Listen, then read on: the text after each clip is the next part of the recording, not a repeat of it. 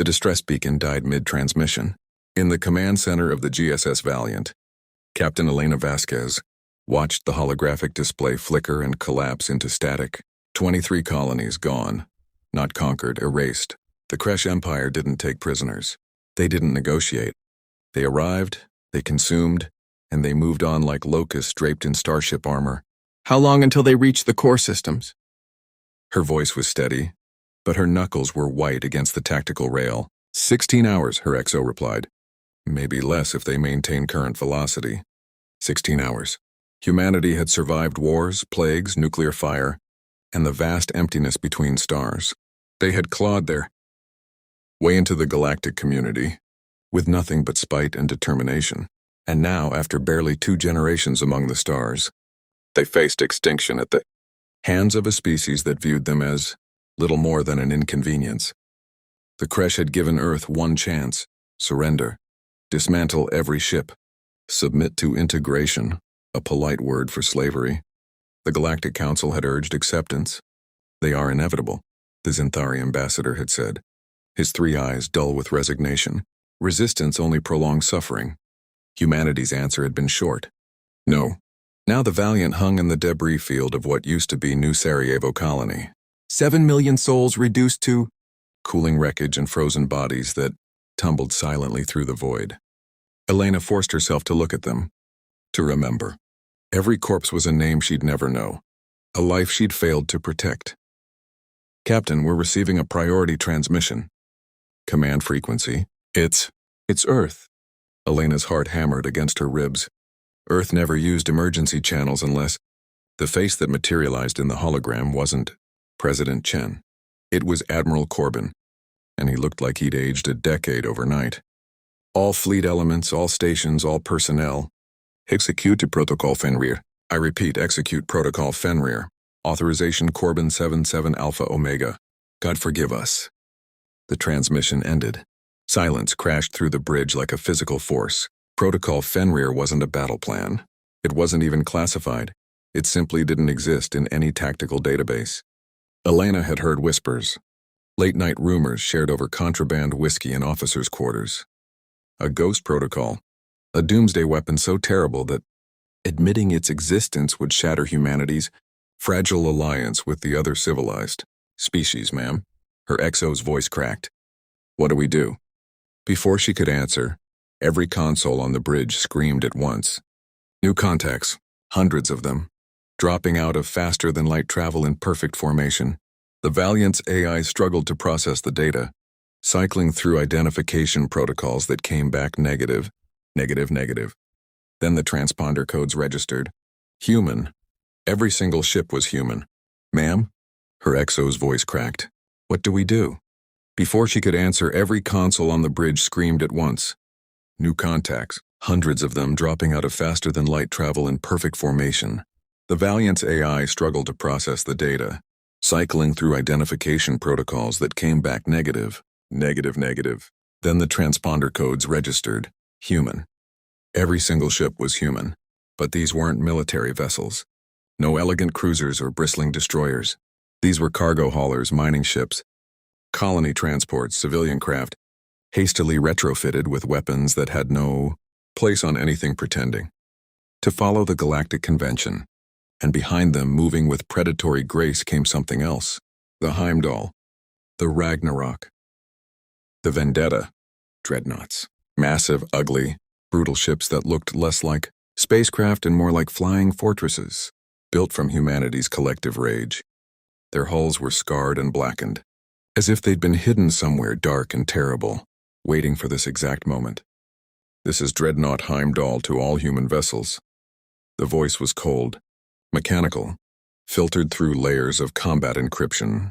Kresh fleet detected, range 2 million kilometers and closing. All ships arm kinetic weapons, prepare nuclear payloads, disable safety protocols. Elena felt ice crystallize in her stomach. Kinetic weapons at that range meant relativistic kill vehicles, projectiles, accelerated to a fraction of light, speed, unstoppable, indiscriminate, banned by every species in the galaxy except, apparently, humanity. Captain Vasquez. The voice from the Heimdall addressed her directly now. Your ship is outfitted with experimental railgun batteries. You will fire when the word is given. No hesitation. No mercy. Understood. Her voice sounded distant, like someone else was speaking. What are our rules of engagement? The pause lasted only a heartbeat, but it felt eternal. There are no rules, Captain. Not anymore. The Kresh wanted to see what humanity does when cornered. Tonight they learn, on the tactical display. The Kresh fleet materialized from FTL like sharks sensing blood. 300 warships, each one larger than anything humanity had ever built. They moved with absolute confidence. Weapons already charging, certain of their victory. They had no idea what was waiting. Elena watched the human fleet align itself, not in defensive formation, but in a firing line.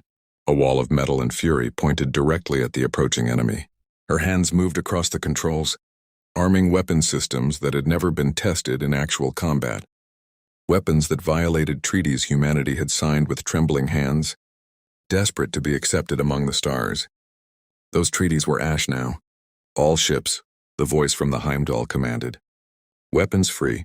Show them why humanity doesn't surrender. The void erupted in light. The first salvo turned night into noon. Thousands of relativistic projectiles screamed across the darkness. Simple tungsten rods accelerated to 90% of light speed. No warheads, no guidance systems, just mass and velocity weaponized into something approaching divine wrath. The Kresh fleet's shields, designed to deflect energy weapons and absorb conventional explosives, might as well have been tissue paper. 3 dozen Kresh destroyers ceased to exist in the first 6 seconds, not destroyed, vaporized. The kinetic energy release was so catastrophic that their atoms simply couldn't hold together. The resulting shockwaves tore through their formation, shredding hulls and rupturing containment systems. Reload, fire at will. The Heimdall's commander didn't raise his voice. Didn't need to. Elena watched her tactical display turn into a cascade of red icons, blinking out of existence. The Kresh were scrambling, trying to activate their own weapons. But humanity had learned something during their brief time in the stars. Hesitation kills. The other species fought with honor, with protocols, with measured responses designed to minimize casualties. Humans fought to win. Captain, the Kresh are attempting to retreat. Her sensor officer's voice carried desperate hope. They're charging FTL drives. Negative. The Heimdall again, cold and absolute. Deploy interdiction mines. Nothing leaves this system alive. Elena's blood froze. Interdiction technology was theoretical, something the Council had banned even as a concept. It generated localized gravity wells that prevented faster-than-light travel. Trapped ships had no choice but to fight or die conventionally. And if humans had somehow made it work, the void rippled. Space itself seemed to shudder, as dozens of human ships released payloads that screamed wrong against reality. The Kresh fleet's FTL drive stuttered and failed, leaving them stranded in a killing field of humanity's design. They can't run, someone whispered on an open channel. The Valiant shook as Elena fired her railguns again. This close, she could see the impacts, see Kresh armor buckle and burst, see atmosphere vent from ruptures that glowed white-hot. Her hands didn't shake. Her conscience didn't whisper. She thought of New Sarajevo, of the 23 colonies, of the children who died screaming in the vacuum. The Kresh had wanted to teach humanity about inevitability. They were learning. Multiple contacts breaking formation. Her XO called out. Kresh capital ships.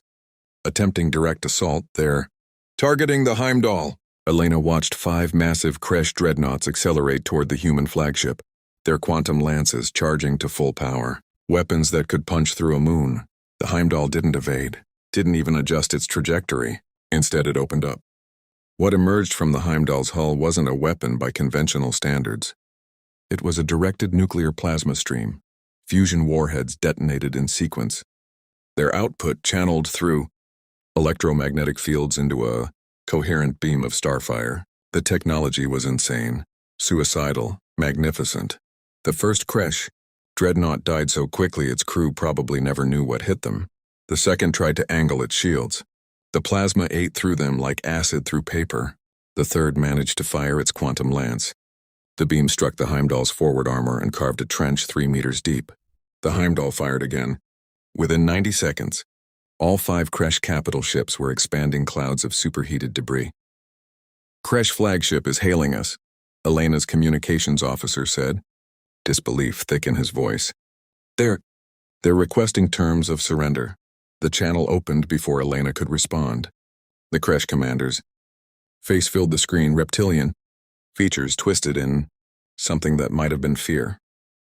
When it spoke, the translator software struggled with the emotion bleeding through. We withdraw. We leave human space. We will not return. This I swear on the... No. The voice from the Heimdall was quiet. Final. You came to our worlds. You killed our people. You thought we would kneel. A pause, heavy with the weight of extinction. You were wrong, and now you pay the price for that mistake. But we surrender. The Galactic Codes, we never signed those codes to protect you. We signed them to protect us from ourselves. You just reminded us why we needed them. The transmission cut. The human fleet fired as one. Elena watched the Kresh flagship rupture from a dozen simultaneous impacts. Watched escape pods launch desperately into the void.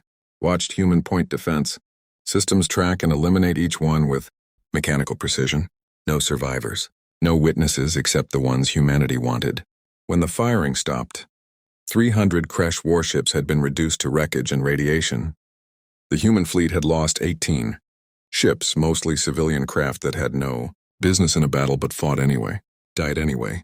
The Heimdall transmitted one final message on all frequencies, broadcasting to every species in the galaxy. This is humanity. We asked for peace. We begged for acceptance. We signed your treaties and followed your rules. The Kresh decided that made us weak. They learned otherwise.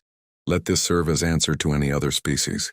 Wondering what happens when you push humanity too far. We don't break. We don't surrender. We adapt, we endure, and we remember. And when the time comes, the voice paused, letting the silence stretch across the stars. We don't forgive. Elena sat in her command chair, surrounded by the flickering lights of damaged systems and the quiet sobbing of her crew. Outside, the debris field glittered like a graveyard of shattered gods. The galaxy had wanted to know what humans were capable of when survival was the only option.